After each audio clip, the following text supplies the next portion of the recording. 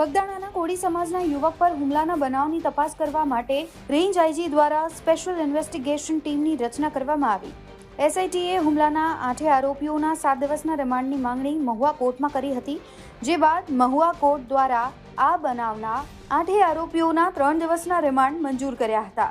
બીજી તરફ આ કેસમાં ગુનાહિત ષડયંત્ર અને ગેરકાયદે અવરોધની કલમનો ઉમેરો કરવામાં આવ્યો.